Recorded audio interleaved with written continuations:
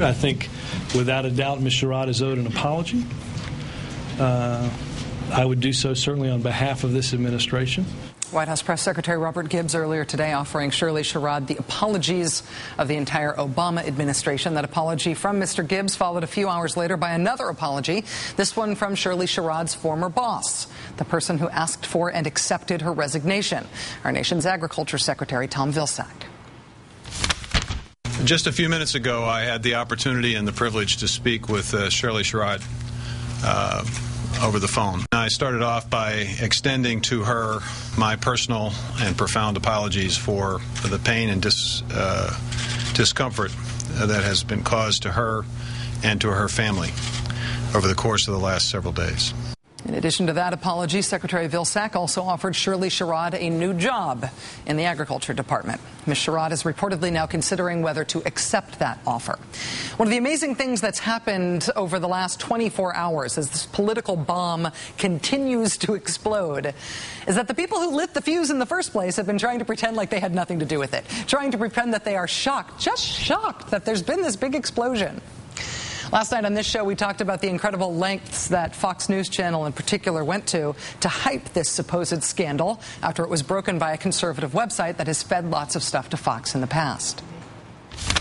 Breaking news tonight about an Agriculture Department official caught on tape making racially charged comments to an NAACP audience. Well, that is simply unacceptable, and Ms. Sherrod must resign immediately. The federal government cannot have skin color deciding any assistance. And this is a Fox News alert. An Obama administration official resigned just a short time ago after she was caught on tape appearing to tell an audience that she had used her position to racially discriminate against white farmers. None of which is true, except for the resignation part. Fox News Channel jumped on this story instantly and without apparently having any of the facts straight about what actually happened. It's almost like the whole thing was coordinated. Just a few hours after the original article and videos were posted on that right-wing website, a nearly identical version of the story, literally just about verbatim, appeared on the Fox News website under the totally misinformed headline, "Caught on tape! Obama official discriminates against white farmer." She didn't discriminate against a white farmer. She wasn't an Obama official when the story took place, and she wasn't caught on tape doing anything. But she did spell everything right, you guys, so good job. Fox News pushed this story with everything it had, just like the fake Acorn scandal last year and the fake Van Jones controversy right around the same time. Fox News cooked this story up and sold it, albeit completely out of context, as we all soon found out. After having done that, after having lit that fuse, here's the Fox News take on the matter now that the real story has come out and the bomb has gone off. This is amazing. Well, the fallout now is a headache for the White House because they may have, well, I don't know, they may have acted without knowing the whole story. It kind of looks like it. Do not adjust your TV machine. Fox News, that's Fox News, not actors portraying Fox News in a laughably ridiculous way, actually Fox News, condemning others for acting without knowing the whole story. Here's the coverage from Fox News yesterday as this story was still unfolding. The voice you're going to hear chiming in during this clip is Fox News anchor Steve Doocy, the blonde you saw sitting on the left just a moment ago. Again, this was yesterday. It is outrageous. I mean, it's outrageous. And perhaps everybody needs a refresher course on what racism looks like. I mean, that is... Exhibit A. Exhibit A. To do it so publicly and as though she was proud of her actions. Right. Right. Exhibit A. Right. This is racism Exhibit A. That, according to Fox News anchor Steve Doocy yesterday. Steve Doocy today? What was the big hurry for them to condemn her in the first place? Right. I don't get it. Amazing. What was the rush to condemn? People are so quick to judge. How about former Bush press secretary turned Fox News host Dana Perino? She offered this lecture today to those who got it so wrong. Her comments about race cost Shirley Sherrod her job, but did the White House jump the gun without having all the facts? And you'd think that they would have done a little bit more of a cautious look before asking her to pull over and resign. Yeah, you can't just fire first and ask questions later. Okay, same Fox News show, same show, one day earlier. Now this emerges in pretty much confirming what many of us thought about people who've burrowed their way into the Obama administration with radical outlooks, a radical agenda, and in this case, a racist sentiment expressed clearly by her. These people shouldn't jump to conclusions. What has become clear over the past 48 hours is that Shirley Sherrod was taken completely out of context. Her speech was edited to make it look like the opposite of what it was. And today, Fox News had a major bone to pick with anybody guilty of doing that, of just taking part of her speech out of context and making a judgment about her based on just a little snippet.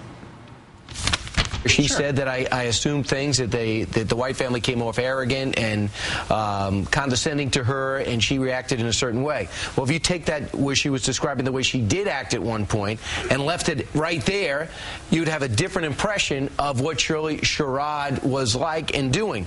Right. I know. You know, dude, you should totally see what they did on that same exact Fox show yesterday. Really.